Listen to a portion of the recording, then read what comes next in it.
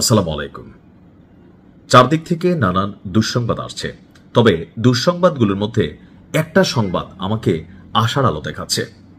যারা ইরানের fan follower আছেন, বরাবরের মতো ইরানের জন্য দোয়ার দরখাস্ত রইল। পাশাপাশি ভিডিও শেয়ার করবেন, এর পাশাপাশি যদি পারেন একটু নফল নামাজ পড়বেন। কারণ অনেকে আছেন ইরানকে হেট করেন, মুসলিম হয়েও ভাবেন যে শিয়া সুন্নি ইস্যু, কিন্তু বিশ্বাস করেন এই যুদ্ধে মার্কিন যুক্তরাষ্ট্র এটা শিয়া মতবাদী রাষ্ট্র হিসাবে কিন্তু দেখছে না। তারা দেখছে একটা মুসলিম কমিউনিটি একটা চতুর্থ পরাশক্তি হিসাবে এই মুহূর্তে আবির্ভূত হচ্ছে। সো এটাকে ঝুঁকাইতে হবে। তবে ঝুঁকানোটা কি আসলে এতটা সম্ভব?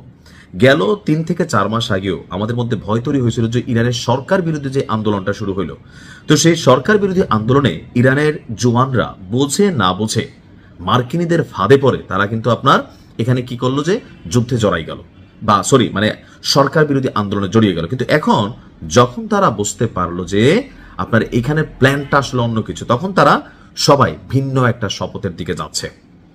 যে জাতির রক্তের মধ্যে বীরের রক্ত বহমান, সেই জাতিকে লড়াইয়ে হারানো কষ্টকর হবে। চাঞ্চল্যকর তথ্য বা সুসংবাদ হচ্ছে প্রায় 1.5 কোটি, কয় কোটি? 1.5 কোটি ইরানের নাগরিক এই লড়াইয়ে অংশগ্রহণ করে দেশের জন্য জীবন দিতে প্রস্তুত। আর আজকে এই সমীকরণটা পশ্চিমা রাষ্ট্র এবং ইসরায়েলকে একটা বার্তা দিচ্ছে, তোমরা ভেতরে ভেতরে সরকার বিরোধী আন্দোলন করা যেটা আসলে বুঝছিলা, বাস্তবতা হচ্ছে ভিন্ন।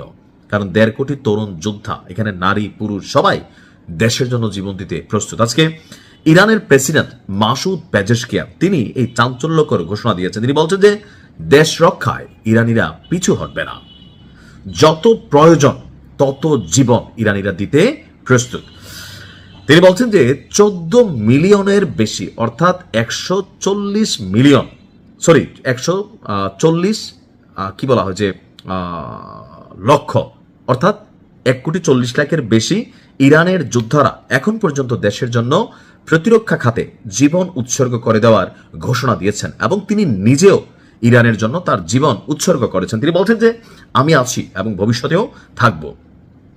বলা হচ্ছে যে এই মুহূর্তে ইরানের যেই সাইটগুলো বা ইরানের যে সরকারি সংবাদ সংস্থা বা বেসরকারি, তারা বলছে যে ইসলামী প্রজাতন্ত্র ইরান তারা তাদের ভূমির 1 ইঞ্চি মাটিও শত্রুদের কাছে ছাড়বে না, আত্মসমর্পণ করবে না। তাদের যারা মিত্র আছে তারা যদি পাশে দাঁড়ায় বা না দাঁড়ায়, ইরানের জনগণ তাদের দেশের জন্য লড়াই করবে। এই যে 1.5 কোটি জনগণের এই ফোর্স, এটা কিন্তু একটা বিশাল সাপোর্টিং ইস্যু একটা সরকারের জন্য। এখন পশ্চিমাদের হাতে বা আমেরিকার হাতে একটা শক্তি আছে, কোনটা? যে তারা আকাশ পথে এখানে অনেক ঘটনা ঘটাইতে পারবে। ইরান হয়তো সর্বোচ্চ লেভেলে প্রটেস্ট করতে পারবে না, কিন্তু যদি এটা স্থলযুদ্ধে পরিণত হয়, বিশ্বাস করেন ইরান হয়তো হারবে, কিন্তু ইতিহাস তৈরি করে দিবে। 3য় বিশ্বযুদ্ধ শুরু হয়ে যাবে, পুরো মধ্যপ্রাচ্য জুড়ে যুদ্ধ ছড়িয়ে পড়বে, আর এই যুদ্ধের আজ সারা পৃথিবীতে যাবে। এমনকি এ নিয়ে কি যে ঘটতে যাচ্ছে জানি না, তবে এটার আজ বাংলাদেশের মানুষকেও পাবে। বিশেষ করে আমাদের প্রবাসীরা বড় একটা অংশ মধ্যপ্রাচ্য অবস্থান করেছেন, অনেকে দেশে চলে আসছেন, ছুটিতে গিয়ে যাইতে পারতেছেন না, এটা একটা বড় সংকট তৈরি হচ্ছে। তো আমিও মনে করি আমেরিকাকে চাপ দেওয়া উচিত আন্তর্জাতিকভাবে, যেন এই অন্যায় যুদ্ধ থেকে তারা বের হয়ে আসে। এটা গায়ের জোরের একটা যুদ্ধ তারা চালাচ্ছে। আল্লাহ ইরানকে ফতেহ দান করুক। আসসালামু আলাইকুম।